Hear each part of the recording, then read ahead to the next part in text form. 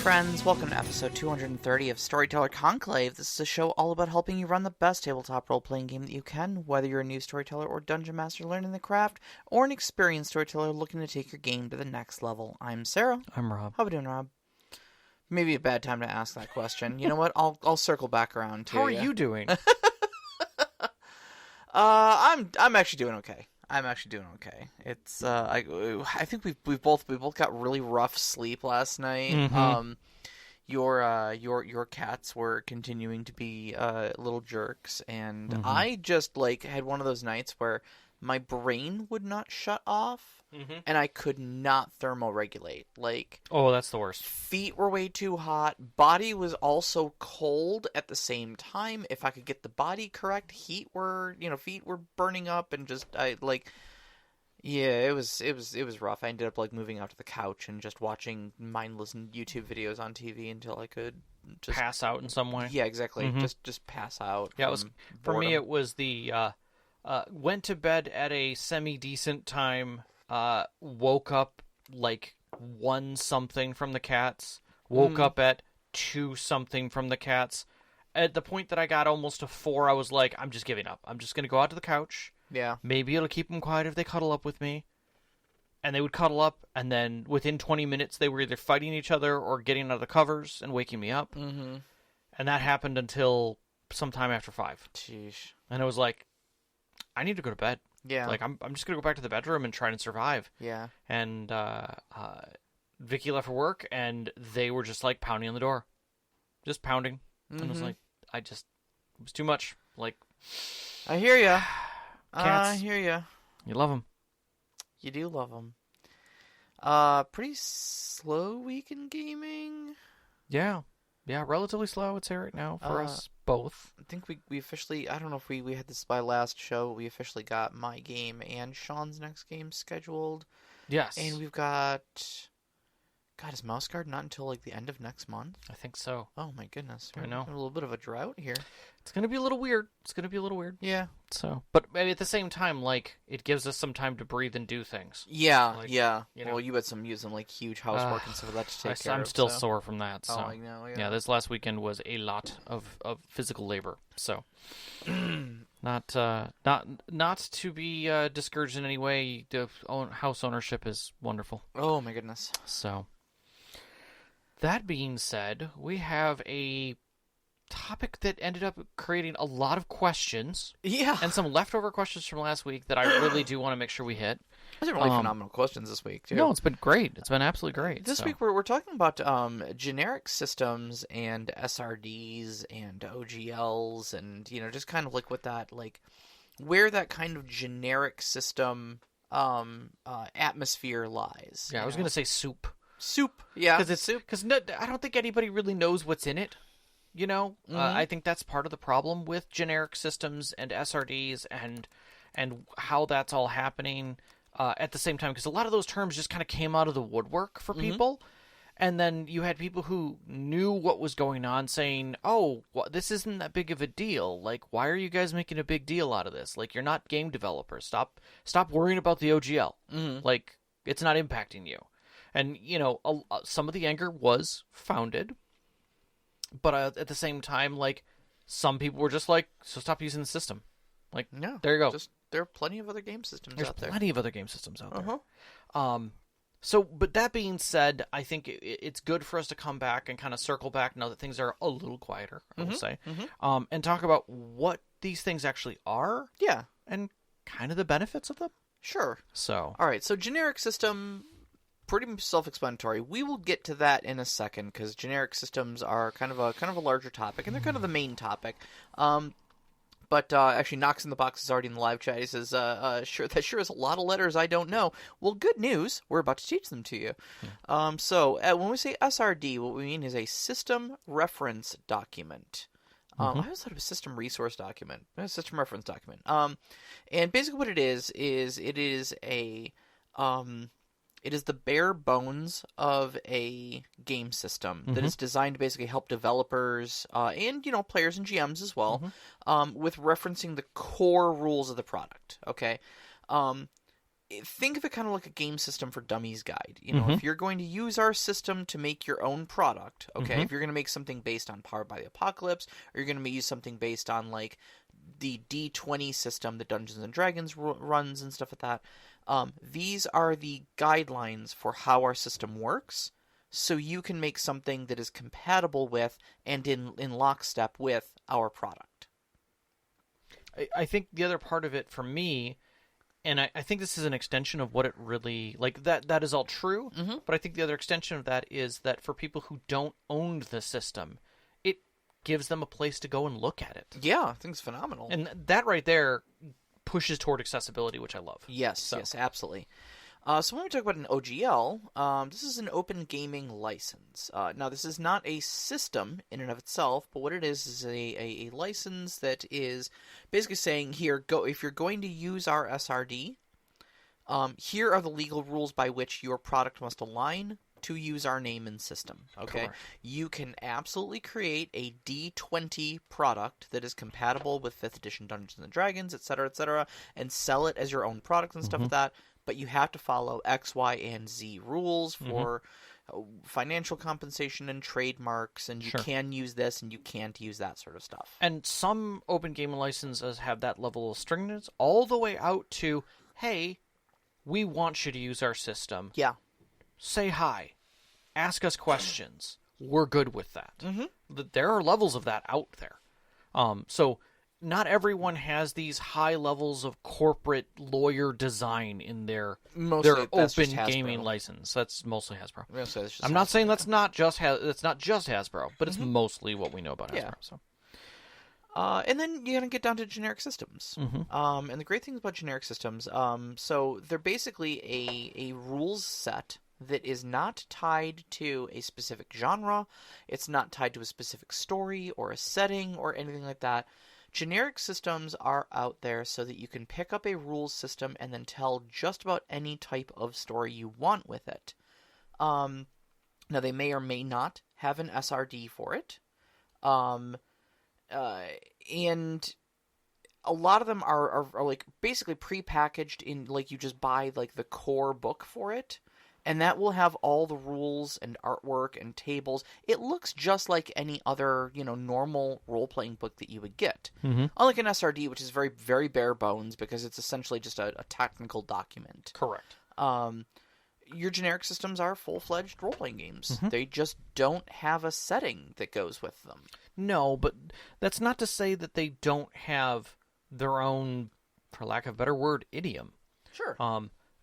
Or some people would call it a theme that sits across it, that gives you the understanding of kind of what feeling they want you to play this game system in. Sure.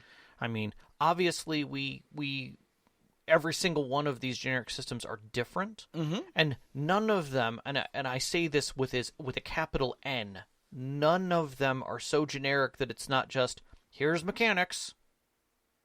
They all have a reason why the mechanics are designed in a way. You may not obviously see it within the generic system, but it is there. But they have something they're aiming for with it, right? Correct. Now, one of the other major features of generic systems is that oftentimes they feature kind of like add-on books for their kind of core product. So you'll buy the book, the core book, and that's going to have all the basic rules for you. So GURPS, Savage Worlds, two of the more major generic systems that are on our radar currently. And then you're going to have like add-on books that have maybe various settings that use those rules. So, for instance, we spotlighted Deadlands not long ago. Deadlands is a add-on book for a generic system, Savage Worlds.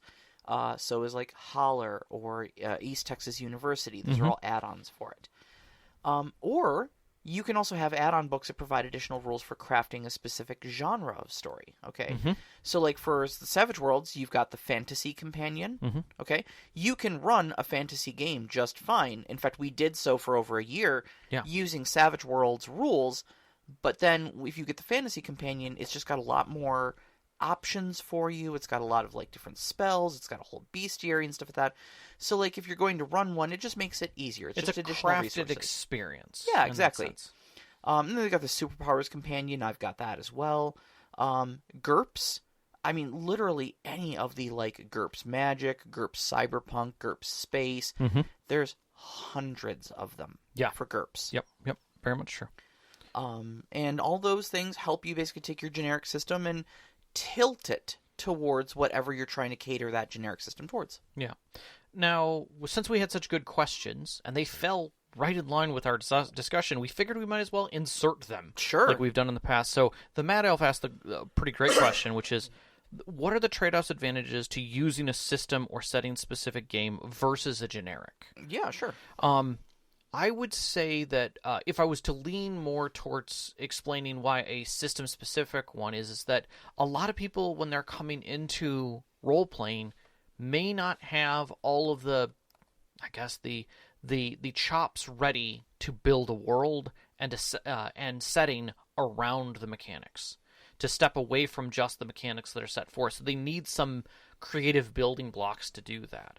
And so having a system that already has a built-in setting can help do that.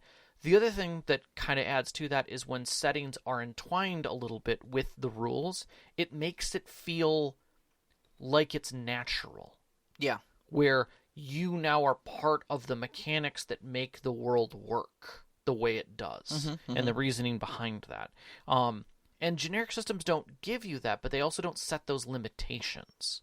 And that allows you to then say, yes, I want to do cyberpunk, but I don't want to be bound to these specific hollowed halls of corporations and, and cybernetics and things like that. My cyberpunk world is based upon an alien nation that's come in and taken over, and the punking is bringing humanity back. So how do I do that? Well, I can't do that with Shadowrun, but I could do it with a generic system. Sure, absolutely. I think that's kind of the core of my answer to this question as well. Like, I really think that, like, I have always been a person who homebrews a lot. Or not really homebrews. I guess homebrew is more of like a changing of the rules. I'm a person who I like to make my own worlds and such like that. I'm a writer at heart. I don't like using established properties like Faerun and stuff like that because I feel like a lot of the writing is already done for me, and I feel like that limits my creativity. And it may involve false expectations on my players if they are familiar with the property, So I always like making my own stuff, and with my own stuff, you come up with some creative ideas for how you want a magic system to work, or how you want a political structure of something to work, or like what type of interesting professions might be in that world, and what complications might be in that world to require those professions. And a generic system gives you all the building blocks without any of the assumptions that there is a specific type of story you're telling with it.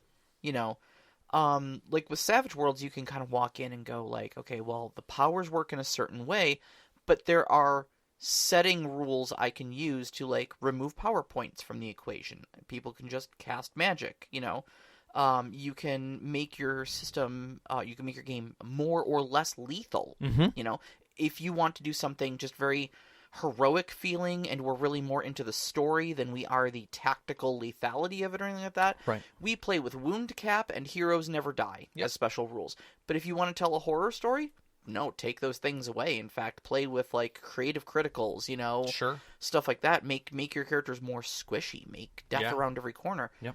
It allows you to tailor those things to each individual story. So yeah, you've got the freedom to morph it and the tools to do so. Very much so.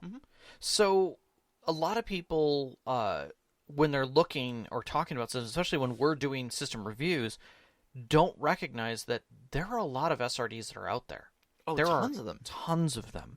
Many of the systems that we've reviewed that are to the generic side, and I say to the generic side because they often have SRDs that are their generic counterpoints, are out there. In fact, finding a quick list, there were 35 SRDs available of different systems, many of which I recognize. Somewhere it was like, oh yeah, I guess that does have an SRD. Yeah, yeah. And JGenX actually asked the question, can an SRD be used as a drop-in replacement for a full game system? I'm not going to say no, because if you've played or as a storyteller understand the system well enough, and your players are already seasoned players from other games, yeah, you could grab an SRD and just run with it. Yeah. There's nothing to say that you couldn't. Yeah. It might feel a little clunky just because if you have access to it, many of them are just on websites, and you'll have to go through multiple web pages to kind of to dig through them. They're not as pretty as a nice book or well laid out necessarily, but all of the stuff is there. You can completely run a game through an SRD. Yeah, I mean, in a world where lasers and feelings is a game, True. where your stats are lasers and feelings, Right. and that is a one-page rule system with artwork and formatting. Correct. Yeah, I mean that's a full game system in and of itself, so I don't see why an SRD cannot be dropped in. Like, if your table can make it work, absolutely. It's a rule system. That's what an SRD is. That's all it is. You know? And in many ways, we ran this when I would say when we were younger in it, where we would want to often try and homebrew around the problems of a system. Oh, yeah. Having SRDs out there to look through and get a feeling for, especially if you've watched a Let's Play of something. Like, maybe you watched a Let's Play of Blades in the Dark, and you're like, wow, I really like the heist of this, but I don't necessarily like the world. Forged in the Dark is an SRD. Yeah. Go look it up. It's still a heist. It's just not set in that world. And now you can see what the mechanics look like and get a feel for them and how they move. Yeah, it won't tell you anything about Duskfall, but Not it at all. will. But it will tell you how to run a heist. Yep, exactly. Yep. And for that, I think it definitely can. Yeah. I mean, for me, like SRDs are like akin to like if you go to the craft store, you can buy a birdhouse. You know, it's just going to be plain wood and some small nails to hold it together, but you can buy a birdhouse. But it's up to you to sand it and paint it or stain it and, you know, do whatever it is to turn it into a full-fleshed. You have to do the art. But the SRDs will give you the bare bones, and it's all ready to go. Yeah. And in that, much like the birdhouse analogy, is that the birdhouse works. It is a birdhouse. Yeah, you could just literally stick that outside, and I'm sure birds would move into it. It Yeah. wouldn't look pretty. It would look like unfinished wood. Right. But it's still a birdhouse. It's not like you're trying to take a Lego house and turn it into a birdhouse and figure out how that's all going to work and then make iterations of failure. Yeah. You know? Yeah. So that is the difference in that sense. All right, then you've got generic systems. Yes. All right, so obviously there's tons of SRDs out there. There's a good handful of generic systems out there too. I mean, we mentioned GURPS earlier. I mean, GURPS, God, is the like Legos of generic systems. Okay. I kind of liken GURPS to so GURPS stands for Generic Universal Role Playing System. Excuse me, I'm sorry. It's from my experience with GURPS is that it tries to provide literally everything to the end user. It tends to be very simulationist because it uses that kind of as its baseline for where it wants to go. Now, you can change it from there to tell just about any sort of story, but at its baseline, if you buy just the GURPS book, you're going to get a very simulationist game out of it. Okay, that's fair.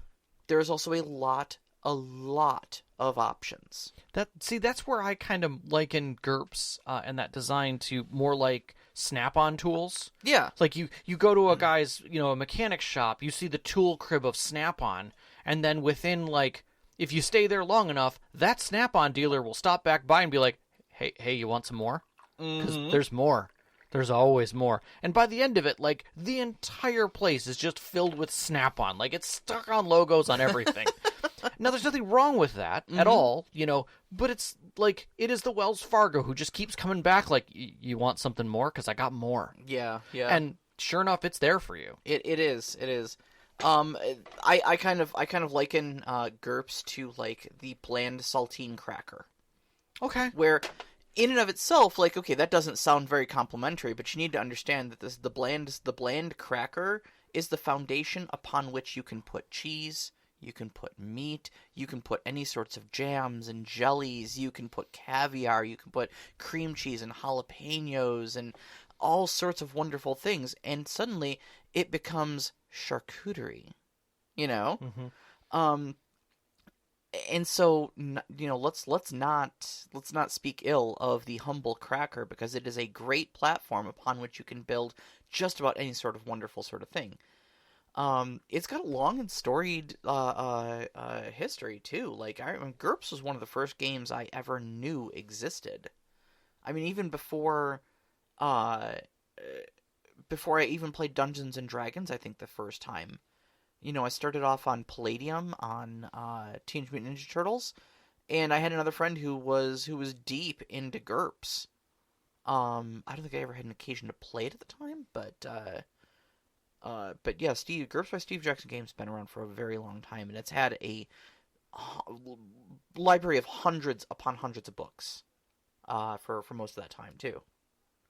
Right, and it's not the only one out there that's like this. Mm-hmm. That's the key behind this is that Palladium did the same thing with its fantasy, its modern, its multiverse. You had all of these not only add-on books, but you had universes that stacked on top of it, whole settings. Yeah. That threw in there. And I'll say this: we've talked about it. D&D. It is generic in its base right, but then has Xanathar and Tasha's and everything else that stacks on top of it. Yeah, we'll circle back around to D&D, because I think it's a weird edge case that needs further discussion. To a degree, I would say Suede does the same thing now with its fantasy companion and with the cyberpunk that it's got. No, but there's no core, like the difference between Savage Worlds and Dungeons and Dragons is, and I figured this out after we had talked this afternoon. Okay. The difference between the two is the assumption of genre. Okay, Dungeons and Dragons makes no statement about what world you're going to play in. It is a generic toolkit for heroic fantasy, but it is for heroic fantasy, without a doubt. Right? Without a doubt. Suede, what genre is that for? At first glance, I would say modern. Literally anything. I agree. Literally anything. Even if you look at the examples in the book, there is, they use kind of a Rift-like example of like the same characters traveling through multiple realities. Correct. So that they can give you a cross-section for how different characters would interact with different genres. Yeah. And such like that. Your powers can be superpowers, they can be spells, they can be psionics. They've got rules for all of it. They can be fun inventions and stuff like that, like tinkering. I mean, yeah, you've got rules for all that, and they've got modern weapons, they've got fantasy weapons and armor and such like that in there. They've got everything. Yeah, and it handles it all well. But then you've got your companion books that inform you how to do that, and they do have setting books that say, okay, it uses this generic system like Deadlands and Holler and ETU. Yeah, and to say the least, these are the ones we know well, but just as much, there are other systems that sit around it. Forged in the Dark is a heist system. Yeah. It is not... It does have settings, but there's nothing to say, and you can definitely look it up. There are other settings besides Blades in the Dark that sit under Forged in the Dark. One of our listeners, Tim, is playing... Is it Tim? I think is playing... or is it Hulu? I can never remember. Is playing almost said Sin and Gluttony. Scum and Villainy. Scum and Villainy, correct, correct. Then you've got the Cypher system by Mont Cook that has, its own base system, but that's Numenera. Yeah. That sits on top of it, which is by far their flagship property for it. Yep. And yet you can find other things like we had talked about with, like Lasers and Feelings or Mothership that are independent, that are not making statements to have things, but sure as heck they could have defined secondary products that help you within a specific setting, or to push a little bit more or a little bit away from the base theme or idiom that it's trying to play. Sure. So Nevim shoots us a question here, and it asks, some people say that system matters. How does using a generic system impact the game? You want to take it first? Yeah. So, alright. Yeah, system does matter. You're absolutely right. System does matter. Using a generic system, though, I I think, I mean, to say that a generic system is flavorless in any way is just a really it's just patently incorrect. You know, there are a number of different generic systems. I don't know if we didn't mention Fate earlier in our little list here. We did not. That's definitely it's kind of an extreme example because Fate is a generic system, but it's very fiction forward. You know, you contrast that with something like GURPS, and you're going to get a very simulationist feel instead of a very narrative feel to it. So I think just like any other game system, you're going to be looking at what are the strengths of the system, what are the weaknesses of the system, what does the system tell you about how it wants to be played, and about what type of stories it wants you to tell with it. What sort of details does it want you to focus on in those stories, you know? Mm-hmm.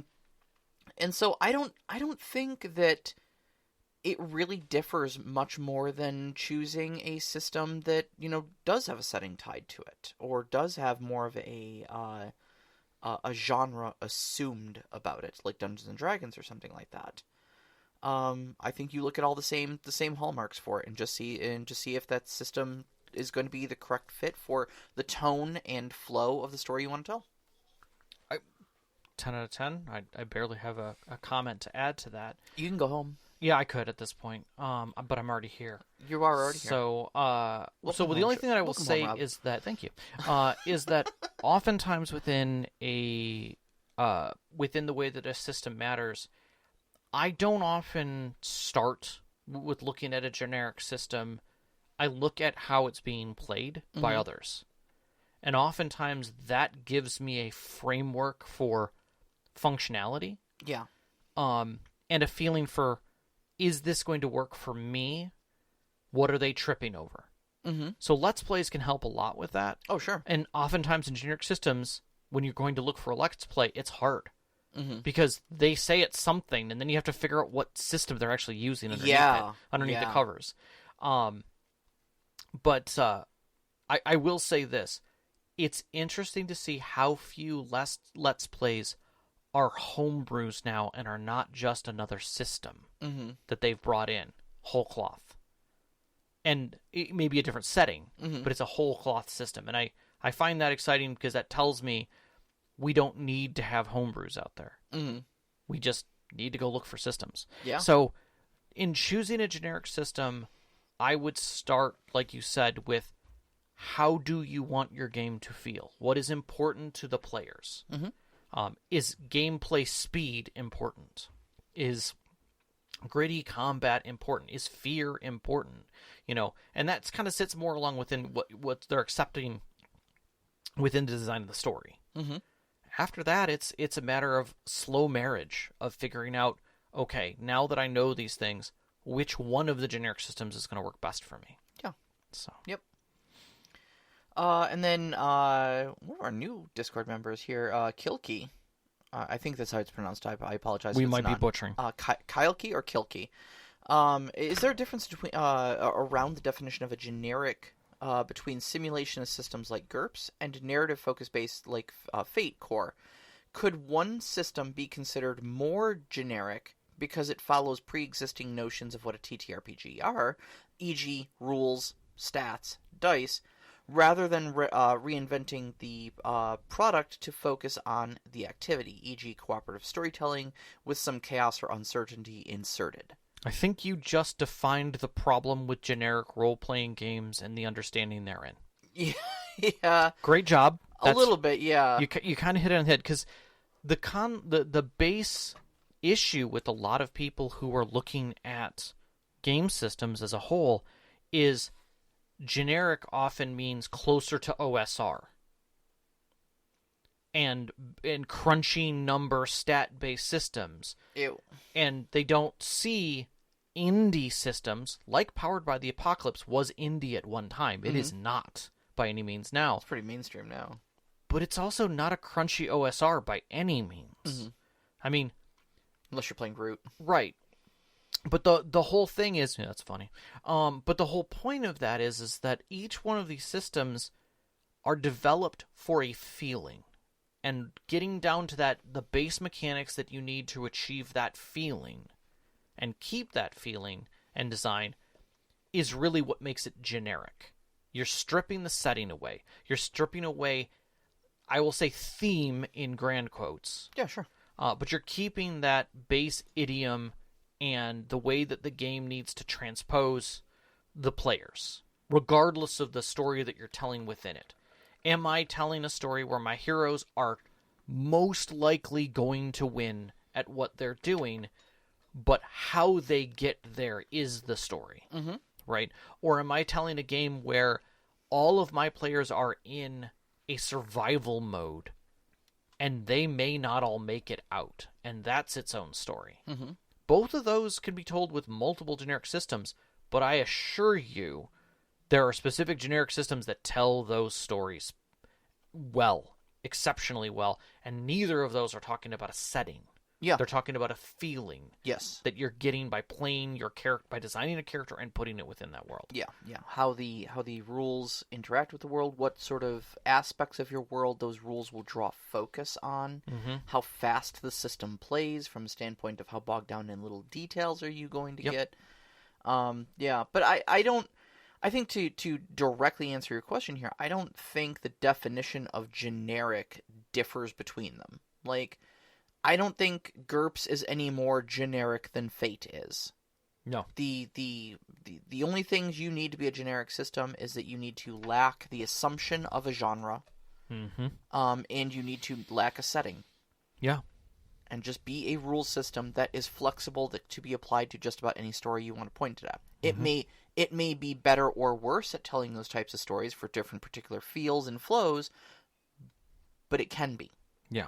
I can tell a horror story in GURPS just as well as I can in Fate. Yeah. And if I walk into a room with a bunch of my players sitting around, and I said, we're going to be playing a suspense thriller, and I put a Jenga tower on the table, they all know exactly how stressful it's going to be.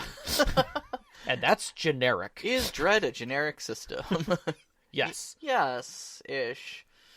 I think it is. Just as much as Lasers and Feelings is a generic system. It's all it is a problem-solving mechanic. That's right. That's all it is. Simple as that.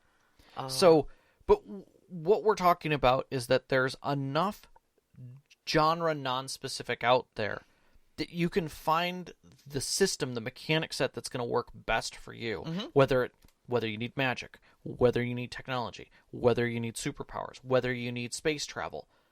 Doesn't necessarily mean that the mechanics have to be there to facilitate those things, unless those things need to be facilitated to make the story feel challenging. Yes.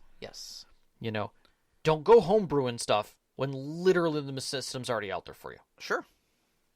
I think it's hilarious when people feel that they need to homebrew into their existing system some mechanical set because it's key to their story. Is it key to your players enjoying themselves? Yeah.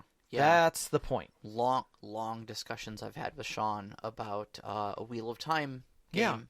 Yeah. And how he wants the rules to quote-unquote feel like Wheel of Time. And we had some really long, really good, very fruitful discussions about what that means. And he's like, well, in the books, it happens like this. And I'm like, right. But is that a meaningful mechanic? Is that something that enhances your players' enjoyment and understanding of the world? Or is it just something that happens in a book and you feel like you need mechanics for it? And he's like, oh, wow. Okay, mind kind of blown. Like, Yeah. Well, yeah, there you go. Then you don't need it. You can tell it just narratively. It can just be a story thing. You can just mention it offhandedly to a character. Oh, by the way, you noticed this. Bam. There. You don't have to cook up mechanics for it. You know? Yeah, exactly. And I love hand waving of things that are unimportant but are within the setting. Because if it's not important to telling the story or to be in control by the players or fate, then why is it in there? You're just causing unneeded dice rolling. Exactly. You might as well make them roll a perception check every time a scene starts. Let's see how much of the scene you're paying attention to. Yeah. All right. So Nevim asks, what is the difference between a generic system and a game system that has received different instantation. This word, instantiations. Thank you. Funny that I'm saying it properly. I said it correctly earlier when and you then I needed help messed on you this up. one, and then I couldn't say it. Instantiations, or can part of the apocalypse, free mutant, free league mutant year 0 systems, D&D 5th edition. Can these things be called generic? So, Hold on. Let's follow up with Overwatch's question, because I think this one leads directly. It compounds the thing and sets the table for the topic. Fair enough.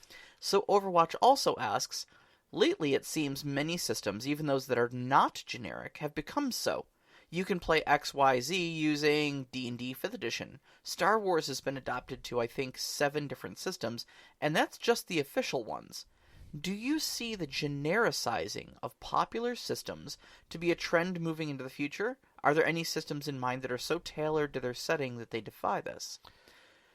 Okay. So, where do you draw the line between a generic system and a genericized system? Setting. That's the best way I can say it. Yeah. If your system isn't baked into the setting, 7th Sea is baked into the setting. Yes. The way the sorcery works, the way the sword schools work, are based upon literally the countries that people are from. Mm-hmm. There are no classes. It's about countries. It's about nationalities. It's about what you've learned, where your blood comes from. All of that is baked into the setting. That's not true for D&D. Mm-hmm. I can be whatever from wherever, whatever. That's all just names. Sure. In a generic. It doesn't say where I'm from or which universe that I'm playing in, whether it be we're playing in, Baldur's Gate or whether we're, running around in Planescape. Yeah. All the same. Faerun, Eberron, doesn't matter. I mean, I was running my Tamriel, my Elder Scrolls game in D&D 5th edition. I mean, you can go anywhere with it as long as it's fantasy. And I think genericizing is an interesting way of stating it, but a lot of people think, and I think it's fair to say it, that when companies go and take their product and make an SRD of it to make it accessible, that's kind of a form of genericizing. Yeah, sure. Absolutely. It doesn't change the feeling of the game. And like we were talking about that idiom that it sits within, but it does make it available. Now, is that something that groups are doing? I think that's something that's been going on since like the late 80s, realistically. When D20 went huge, everything was D20, it created a boom in development. Yeah, that was mid-90s when the 3.0 SRD came beginning out? to mid, yeah. Yeah, when SRD 1 or OGL 1.0 happened. But just prior to that, we had an explosion of people who were building kind of generic systems because they saw a way to not just profit, but to proliferate their games. That structure stuck around. Those developers went on to develop other properties and run publishing companies and looked at these new designs that were coming out and saying, hey guys, why don't you just make your rules more expansive so that other people will slap your name on it? Yeah, sure. I mean, GURPS was doing this. Steve Jackson Games has been doing that with GURPS for, at least since the 80s. I don't know when that was incepted. Might have even been late 70s. Yeah. And you can see that, like, Fate Core is everywhere. Yeah. Powered by the Apocalypse is everywhere. Yeah.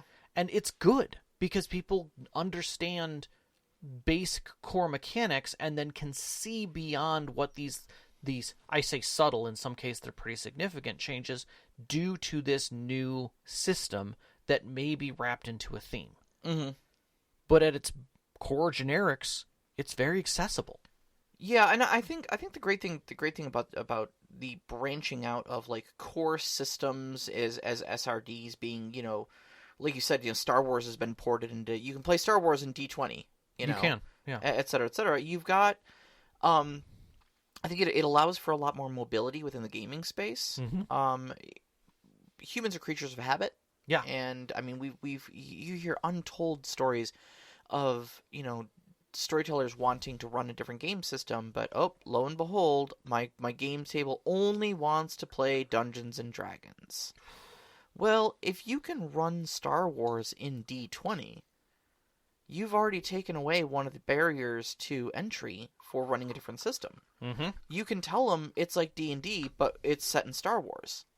It's the best of both worlds. Now everybody at that can point. just keep their dice, Exactly. understand their character sheets, and move on. Yeah, you know what a to hit bonus is, you know what hit points are, you know what a saving throw is. Boom, it's all portable that way. Yep. I mean, I've got volumes to say about the health of the gaming community as far as not expanding your horizons goes. But that's not what we're talking about tonight. But I also think that as you play a system, a set of mechanics long enough, you learn what parts of it you like or don't like, and that leads you to other things to play. Sure. I may enjoy Diablo and running around in a 3/4 view clicking a lot, but if I particularly like the setting of Angel versus Demon, but this is getting old on me, I might go look for something else that does that differently, that has maybe a bit more dialogue, and lo and behold, I end up finding my way into, I don't know, Final Fantasy. Doom Eternal. Sure. Yeah. I said more dialogue, not necessarily less, but fair enough. Doom Eternal has plenty of dialogue. I don't know if that classifies as dialogue.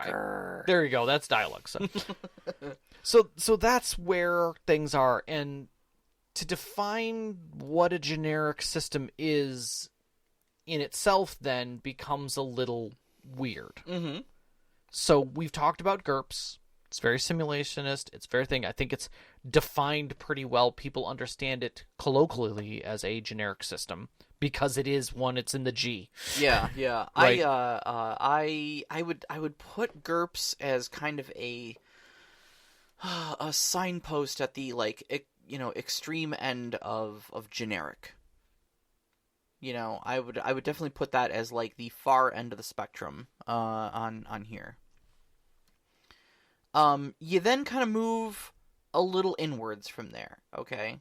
And you've got something like Savage Worlds, okay? It is definitely a more honed system with many of the dials that that you can turn to kind of like tweak your story and tweak your setting and stuff like that in different ways to tell different stories. But you're kind of always going to get a heroic, sort of pulpy, larger-than-life feel due to its core mechanics. And these are things that you don't really have dials to change, like the wild die, the fact that there are wild cards and extras, the bennies mechanic and stuff like that, which always kind of gives you an ace in the hole when you're in a tight spot. These are mechanics that don't... You can change how bennies are distributed, but you're never going to remove bennies from the game. It would destroy the game. Yeah. It would change the base mechanics. It would change the base mechanics, and at that point, you should look for a different option than Suede. But so it's still generic, still very generic, absolutely, with a lot of different options. But we're starting to get some baked-in flavor. You know? Yes. All right. Then you've got kind of sitting awkwardly in the middle. We've got like one-page systems. Yeah, they are generic by design. Their system is like Lasers and Feelings, has 2 rules, basically is it. And in that sense, it can be crafted in different ways. Like, for instance, I played a Doctor Who Lasers and Feelings game where it wasn't lasers and feelings, it was human and alien. Are you doing something that is more human-like? Are you dealing with something that is more alien-like? That was it. And it simply altered the system, but didn't change the base core mechanics. Yeah. Warrior, Rogue, and Mage. Very basic. WRNM is a super basic, straight-up system. It ostensibly is a fantasy game, but I mean, the rules are so basic that you could easily port it to something else, and that's I think they're generic, not because they're meant to be generic systems. I mean, Lasers and Feelings is ostensibly supposed to be a space game, but it's so generic that you could, I mean, like, there's literally one serial number to file off, and then all of a sudden it's something else, Then you kind of move into that weird, awkward middle ground that we were kind of talking about with genericized systems, okay? So, like, Mothership came up. Dungeons and Dragons, Kids on Bikes. These are all systems with a more streamlined set of like focused rules. And they excel at telling one type of story. Okay, so for like Mothership, that's space horror. For Dungeons and Dragons, that's heroic fantasy. But none of these things come with a baked-in setting that allows you to easily set these stories in any sort of world you want. Dungeons and Dragons doesn't assume you're playing in Faerun. No. It suggests it idly Mm-hmm. of like, hey, here's a setting we use that is popular to give you a good example to look at, and here are some modules to play there if you wish to. Right. But yeah, you don't have to play in Faerun. Nope. Nothing about that. Kids on Bikes has an extensive section at the beginning for sitting down with your table during your session 0 and creating the town. Mm-hmm. That's creating your world is part of the game. Exactly. Mothership. Mothership is basically just Alien by Free League games with the serial numbers filed off. Yeah, it's space horror. Yeah, with or without aliens, it doesn't matter. Could be mercenaries. You could ostensibly play with Mothership, effectively Firefly. You could very effectively but play it would Firefly. have a horror tense feeling. Yes. Or you could play like some of the darker episodes of The Expanse, where the antagonist is the cold, uncaring vacuum of space. We're running low on oxygen, we are out of food, we are freezing to death, and we are adrift because we have no fuel. Yeah. Have fun. Yeah, or if you ever wanted to play FTL off of the digital game and onto the tabletop, enjoy Mothership. Hope is at its limits. Yes. But again, you're always going to get a crafted, they're good at telling one type of story. And then, at the other far end of the spectrum from GURPS all the way over here, you have your baked-in systems. Yep. Your 7th Sea, your Shadowrun, your Blades in the Dark, not Forged in the Dark. Correct. Blades in the Dark that is set in Duskfall. Yeah, Numenera is a baked-in Yes. setting, but it's still using a generic system on the backside of it. Yes. But it is a finished. Dune is another one. Yes. That is a baked-in system. And with this, the systems that are packaged along with it can't be easily extracted. Like you said earlier, a great example, 7C. Mm-hmm. Because, like I said, your magic system is literally in reference to the nationalities that are part of the world. Yep. You only get Porte magic if you are from Montaigne. Or you have some of its blood. Yes. Yeah. So it is exceptionally challenging to try and extract that, and you run into the risk of, how do I make this feel like something else? And it's not going to work. Yeah, because it's already so deeply flavored with its own lore. Yeah, it made it difficult for me to say, how do I make 7C feel more like light piratey? Mm-hmm. How do I get to that without taking with it everything that is necessary? Mm-hmm. And that's when you start asking those questions. Overwatch asks, WTF is Palladium? Oh, God. Well, it is an element. Yep. Next question. No, Palladium. So Palladium sits in a weird place because it is a like. You mean Palladium Publishing? Do you mean the Palladium? Oh, Do you God. mean Palladium Game System? Yeah. Yeah. So Palladium sits in a weird place because it's not a generic system. Okay, even like the base game Palladium is their fantasy property. The Palladium. The is very tiny, but it's there. Yeah, well, you heard my opinion about that earlier, and I'm not going to say it on the air because we'll lose our safe for work reference. Probably we'll get demonetized by whatever. So, we're not monetized anyways. But it was a dismissive statement towards Kevin. Anyways, it's what do they call it? A megaverse? Omniverse. An omniverse. So all of Palladium's properties are mechanically compatible with one another by design. So it's like they use their own internal generic system, but they've never really published the generic system in and of itself. It just, like, you can pick up a GURPS book, or a Rifts book, and use it in Ninjas and Super Spies with a character from Heroes Unlimited and another character from Teenage Mutant Ninja Turtles and play a banging game of Robotech with it. Mm-hmm. And it would work. It would be awkward and weird, but it would work mechanically. But again, it's like there's internal consistency, but there's never a generic, like, Palladium system that has just been like, here, use these rules and make your own world with it. So I don't really know where to classify that, because it's weird. But I'm glad you brought it up, because it is very confusing. I would still put it in not necessarily at the GURPS level. I'd put it within the more genericized set because it's fantasy or modern or something. There is definitely a feeling toward the way Palladium plays within its system, and the way the mechanics wrap around those rules when it comes to how I handle my skills, how I handle my damage that I do, how dangerous things are. Mm-hmm. But it also kind of sits oddly in a similar place to where D&D sits. Yeah. In many ways. Because you don't need the other books to play. They just give you elements to throw at it and more to add on to it. Yeah. But the basic rules of hit points and SDC and MDC are all there. All your attributes are the same. Your damage scales are... Though MDC throws things off wildly, at least your damage scales are consistent from thing to thing. Overwatch says, new show topic, WTF is Palladium, would go on for 2 hours. He's correct. He's absolutely correct. We could do this all day. We are not going to. We are not doing that. Okay, why... The question I want to look at right now, though, is why do things get messy like this? Okay, why can't we just have a nice little discussion about here's generic systems A, B, and C, and that's that?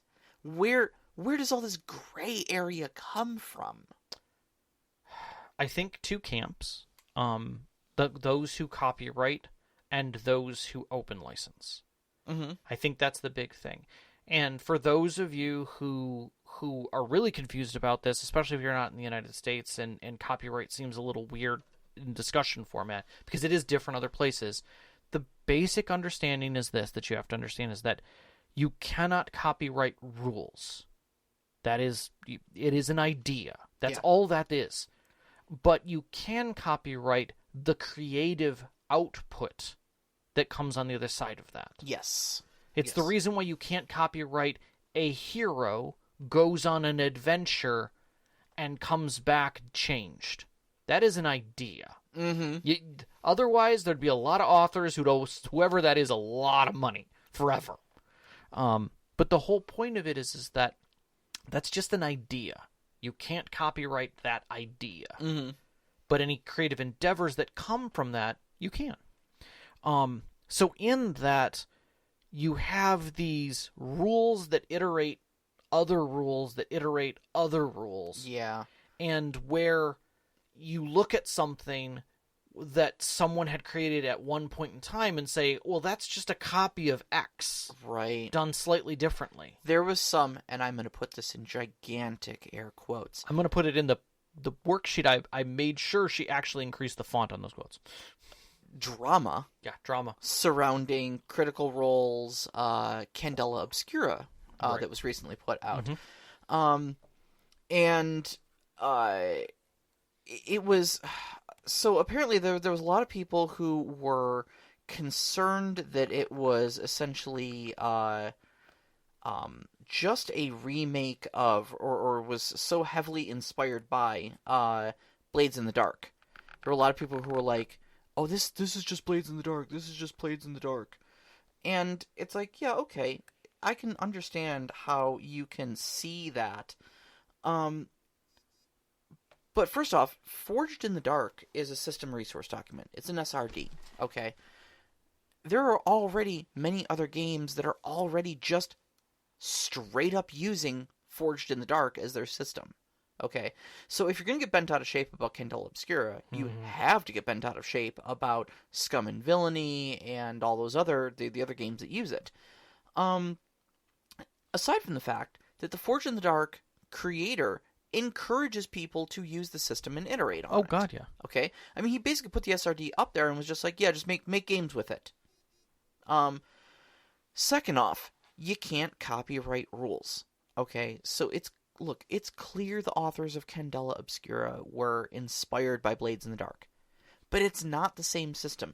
You can't read Blades in the Dark and then sit down at a table of Candela Obscura and know what you're doing.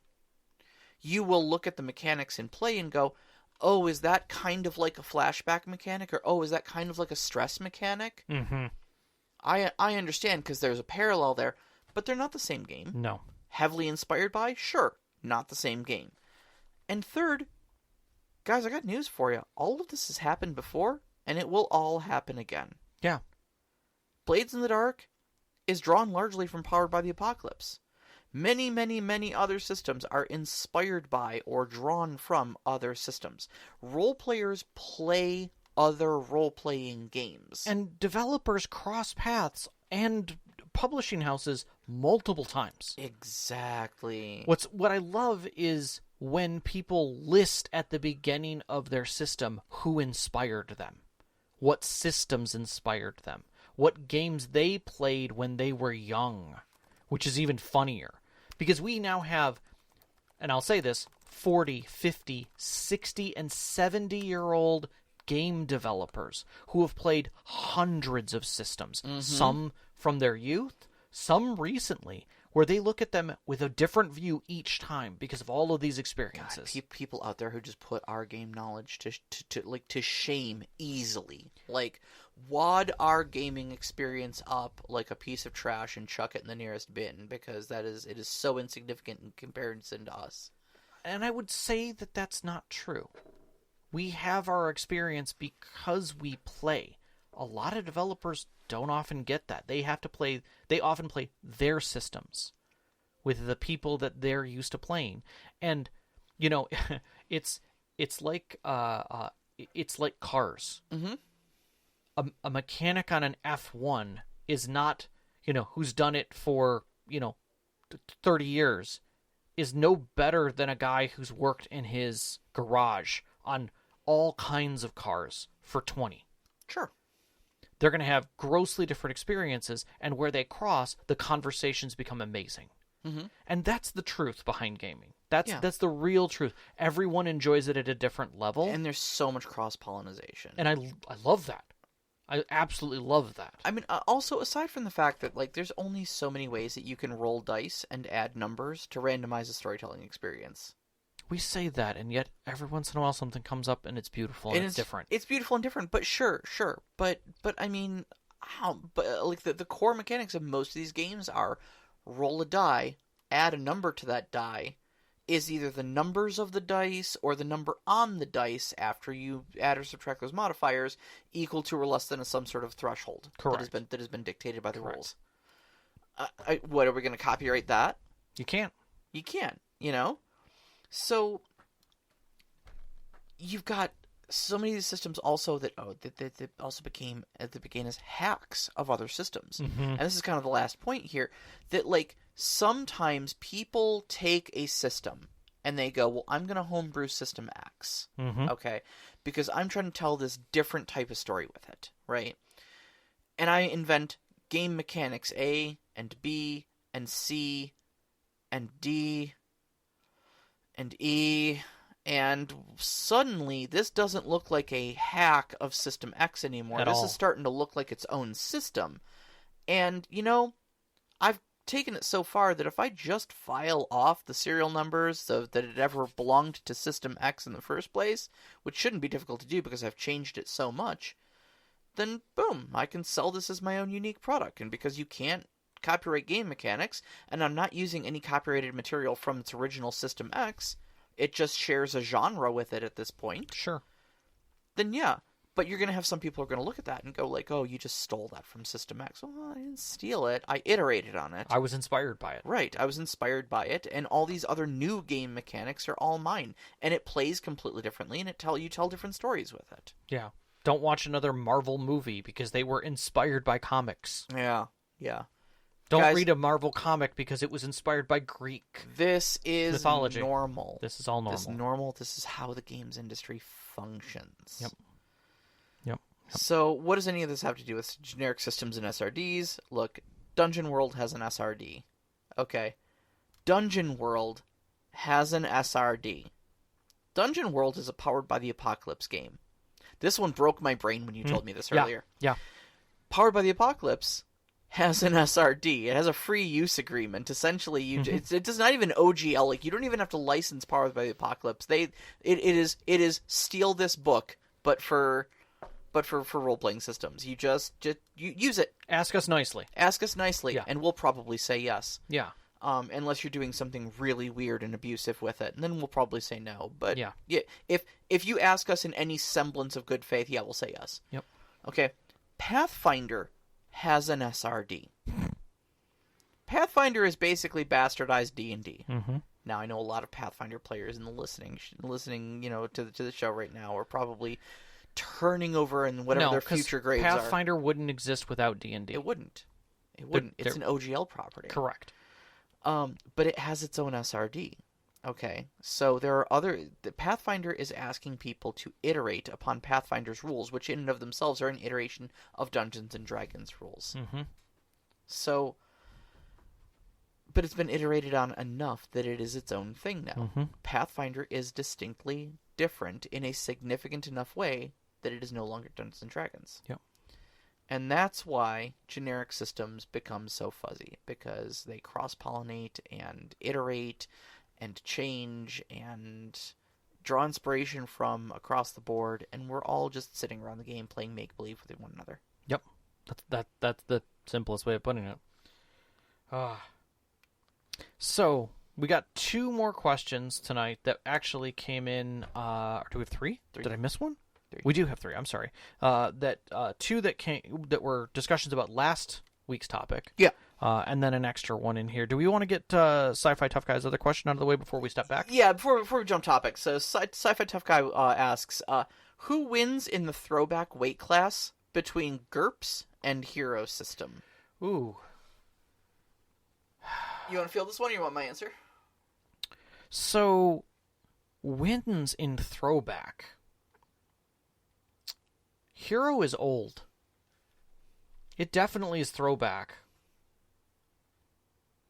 I would say if I really had to put weight behind it, I would say more people would say that Hero is the throwback over GURPS. Because GURPS hasn't ever gone away, whereas Hero kinda has. You know? It's like saying, if you're looking at the shelf and you're like, there's a Dr. Pepper, and right next to it is Mr. Pibb, and you're like, Pibb? Now, which one of those came first? And which one of them is a throwback? Right. I assure you, Dr. Pepper is older than Mr. Pibb. Yeah. But when you're going to grab for that Mr. Pibb can because it's old, and you haven't seen it for a while. So that's my take on it. Sean in the live chat is like, posted the heavy breathing cat gif. He's a huge GURPS fanboy. Oh, he is. So, yeah, I mean, like, for me, like, I don't know. I can't judge this on throwback ability or anything like that. I don't know, but like, if you're just raw asking my ability, or my opinion, which one wins in a fight, GURPS or Hero? I'll be dead honest. I don't have a lot of experience with the Hero system, except for one thing. The Mad Elf said to me at one point when I introduced him to Savage Worlds, he'd read the rule book for it and said that it was basically the Hero system with less steps. It was Hero system that respected the player's time, and that was all I needed to hear about it. GURPS, I have a love-hate relationship with GURPS. Mm-hmm. And this is Easy. yet another thing that Sean and I have had long discussions about because he is a GURPS fanboy. Yep. I generally dislike GURPS, but that is for one key reason, and that is because I'm allergic to bookkeeping and crunch. Okay. I get it. Now, the great thing about GURPS, and the thing that keeps me from ever using it, is that it front loads all of the math and all of the crunch and all of the book reading and hard work and elbow grease onto the storyteller before the game ever starts. Yeah. Okay. Very much in the same air of like Cortex. Yeah. You end up having to essentially take hundreds of building blocks and handcrafting your game system out of them. Yep. But once you do, you can hand a very streamlined game that is very flexible. You can tell just about any type of story with it to your players and say, this is what we're playing, these are the rules we're using. You don't have to worry about any other GURPS rule. Mm-hmm. These are the ones we're using. Because I went through hundreds of books, and hundreds of pages of rules, and worked out points, and worked out kits, and worked out, which side rules we're using, and which iterations of magic systems we're using out of which source books. I did all of that, and you guys don't ever have to worry about it. And then GURPS plays like a dream. I will never use GURPS, but I respect people who do. And that's all I have to say on the topic. I think GURPS wins for me. Okay. Because I can see its efficacy. Whereas my only experience with Hero is just it's Savage Worlds with extra steps, so just use Savage Worlds. That's fair. It loses every fight. That's fair. All right. Nekonata asked, do you prefer a more present pantheon like Greek or Nordic gods walking among the mortals, or a more disconnected one like Forgotten Realms, which is funny to me in that statement. What storytelling benefits do each bring? Oh. So, I feel like when you bring gods to the world, it depends on the mechanics that sit behind it that determine whether or not those gods have a feeling. If you're doing like a Percy Jackson thing, where the gods are beyond the mortals that are involved in the story, yet they walk among them in some way, it can have a huge impact because it means that these people are seeing something that no one else can see. And it makes them feel larger and more heroic and more attached to the world. And that can be very driving of a story. Whereas, like, Forgotten Realms kind of does the opposite, where it's like, yeah, gods are more of a thing that is ephemeral, and you're not too sure how they're interacting, or if the dude who says he's doing this because his god told him to isn't just him crazy, and the god's going along with it because it meets his basic needs. Or you've got something even like Elder Scrolls where you can't fathom what the gods are thinking because they're well beyond you. They don't have thoughts that are even comprehensible. We are ants within their universe of thought. Mm-hmm. So each one, I think, brings you, as you move the gods further and further away from the players, the less they feel the significance of the gods and their impact. And I dare say if you have gods in a story, if they are part of the story, their impact needs to be palpable, and that needs to have a touch point in some way to those players. Yeah, agreed. Directly. Agreed. So that's where I would say the benefit comes in, is that if gods are meant to be part of the story, then they should interact with the players or with the characters. Yeah, it really depends on if you want the storytelling focus to be on the gods or on their followers. Mm-hmm. If you're going to make religion a part of your story. Yep. There are plenty of great stories to be told about people using religion, for their own political means and such like that.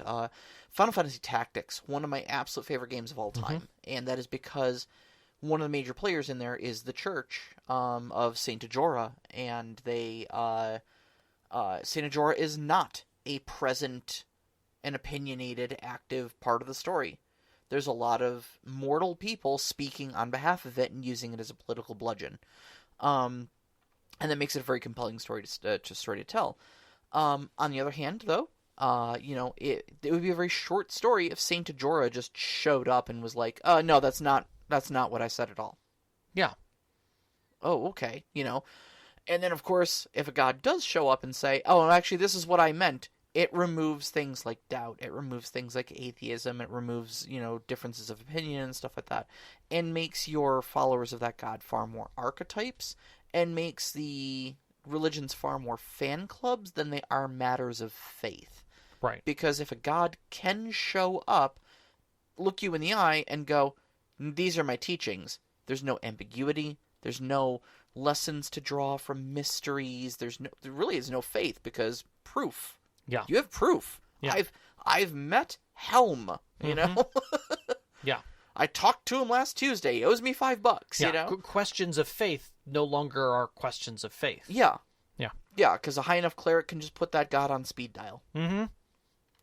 I asked for the god to give me something. He gave me something. Are you telling me that that's not the god giving me that?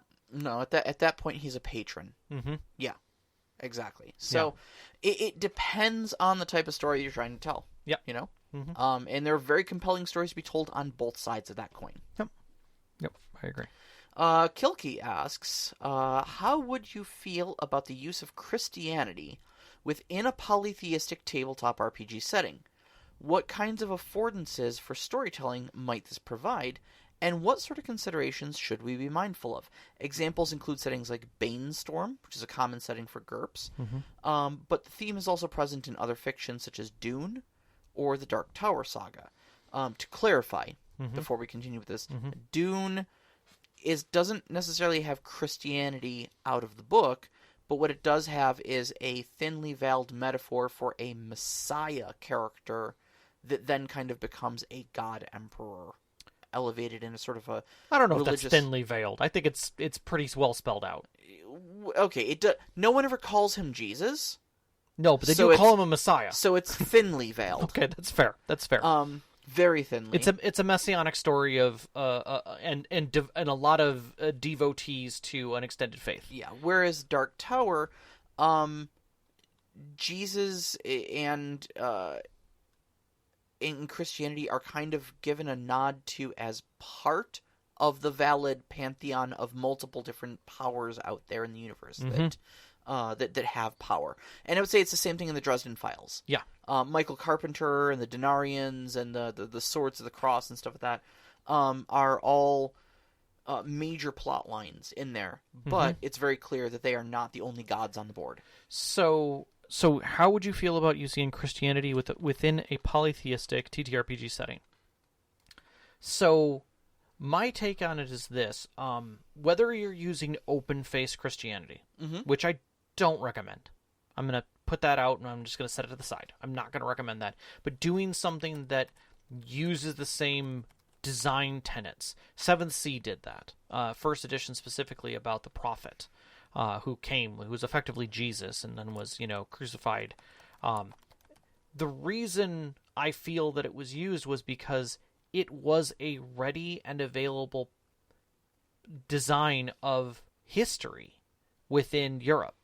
It was something that was a major component to understanding the powers and how they got their place and politicizing within the scaffold of Europe and its countries. So since 7th Sea is basically all of the myths and legends and reading of a European history book with squinted eyes, so you're not really seeing it clearly. It's more or less the ideas, or like I took a 101 European history class and this is what I can remember, But religion painted that. Christianity specifically painted that very strongly. It's also very easy to use terms like inquisitors. And holy war. Yeah. Because these are things that, as a humanity, we understand for the most part. Yep. Okay?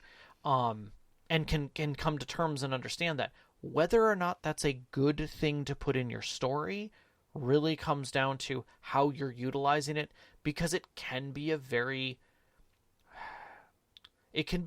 questionable tool within a setting, depending on the players at your table and how you're telling that story.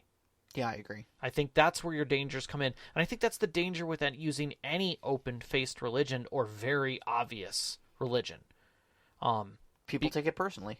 They can. Just straight up, people can take it personally. You know, if you're talking about Helm and Shar and Selune and stuff like that, like, those are all made-up gods. Like, nobody's going to be like, oh, Shar sounds like a dick.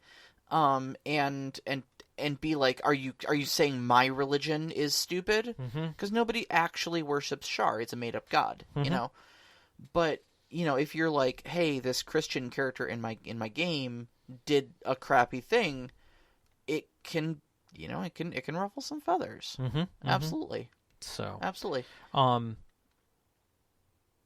would say that would be the biggest things to be mindful of. I think using some of the framework to help describe things can help, but I think you run that slippery slope of what you believe you know about history over someone else, because again, that is perspective. And there, from the other side of things too, you know, speaking from a little bit of personal experience as a queer person, I have let's call them complex feelings about Christianity. You know, complex feelings about any faith that whose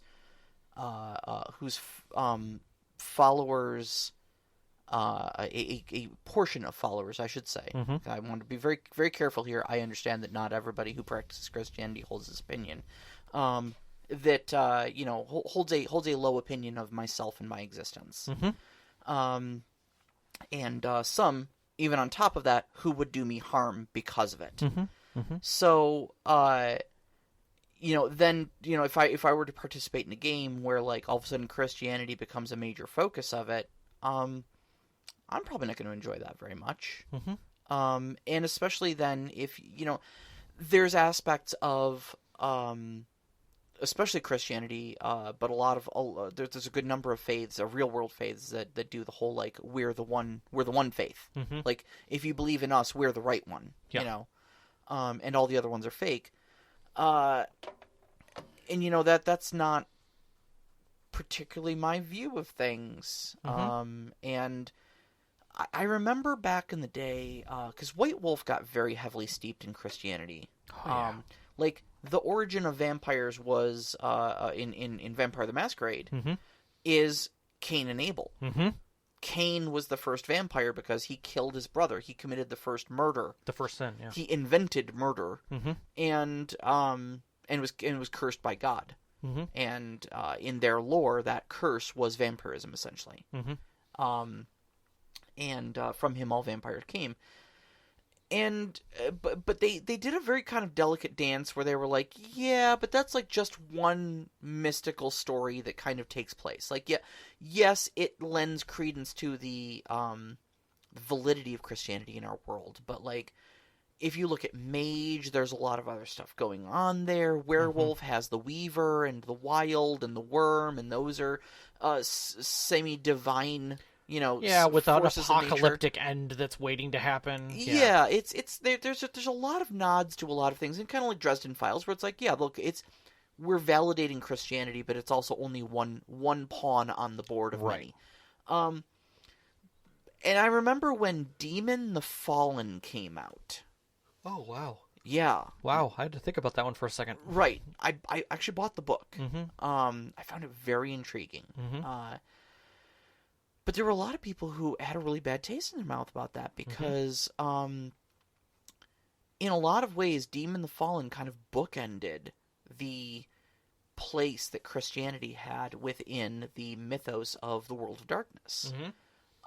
Because if you just have two dudes, Cain and Abel, and one dude murders the other, and that's a really crappy thing, and some divine entity that we don't fully understand places a curse upon that guy for murdering his brother. Okay. We're not really validating Christianity off of Right, that. right. It's a story that parallels something very heavily that happens in the Bible. Maybe it's true, maybe it's not. Maybe it's a myth lost in time and all the details have been washed away. Mm-hmm. Like tears in the rain. But Demon outright comes out and says, yeah, hell is real. Lucifer's a dude. God is exactly the God that we think he is in the Bible. All that went down exactly like we said it was in the Bible. And here's the fallout from it in the end times. And they were like, okay, so Christianity was right this whole time? And all this other... Like, what does that mean? Mm-hmm. You know? You kind of just, like, gut-punched literally every other mythos you put in here by basically just going, oh, yeah, it was Christianity the whole time. Yeah. You know? So, you gotta be careful with that sort of thing. I'm not wholly against it, but I like my fantasy stories to stay fantasy. Yeah. That's my whole answer. Yeah. And yeah, I think incorporating Christianity into a polytheistic setting is in my personal opinion is no different than putting any monotheistic faith in that then states that there can be no other. It creates tension the moment it gets put in. If that is what your story is about, is defining that tension, it doesn't have to be Christianity. Yeah. If that's your purpose, people will understand the design when your paladin of whoever shows up in the town and starts proselytizing with his evangelists there that, the sun god is the only god. Mm-hmm. And without him you dwell in darkness. And the end times will come when he no longer rests his eyes upon you. Okay, that's pretty obvious. Mm-hmm. And so but if that's the world that you're trying to paint, there's nothing to say that isn't a way to tell a story and can create a heck of a lot of tension. Sure. So. Absolutely. All right, so next week's topic, we are getting into a Storytelling 202, because it's going to be the first Wednesday of October. And this time we're going to be talking about the weight of themes. Yeah, we kind of dabbled a little bit as we were talking about the generic systems of, like, where's the theme sit within things. But how does that sit within your story? Right, like, how do you translate that directly and make your players feel the theme so that they understand the texture of your story and what sort of mood they're trying to get out of it? Do you want to be able to make your players shiver with fright and slight disgust every time you mention that there is a field of poppies? We will show you how to do this. Yeah. All right, folks. You can find us on Twitter at @ST_Conclave, on Instagram at @ST_Conclave. Listen to us live every Wednesday night on mixlr.com/storyteller-conclave at 7 p.m. Eastern Time is when we record the show live. And you can join us up on our Discord. We'd love to hear from you. Shoot us some great questions this week. We love these questions. Love these questions. Join us up. Shoot us some questions, or just talk with the other great storytellers that are there on the Discord. You can find that link on our website as well as storytellerconclave.com. We'd like to thank our Patreon members who support us every single month, especially our name members, Nox in the Box, Subjet, Sam, The Arcane Asylum, Sparkle Motion, Veteran, Huluvu, and Sean. We appreciate all your support. Our pre-show music is by Arcane Anthems. You can find them at patreon.com/arcaneanthems or on Instagram at Arcane Anthems. Our intro music is Beyond the Warriors by Geefrog. You can find them at geefrog.bandcamp.com or on YouTube now. Our outro music is Only Our Footprints in the Sand by Midair Machine. You can find them at freemusicarchive.org. And a big shout out as always to our families, Vicky and Sean. Thank you so much for loving and supporting us. Thank you. All of our friends who've sat at our tables over these years to give you these great stories to share with you, and you, every single one of our listeners. We love you so much. Love you guys. Good Good night. night.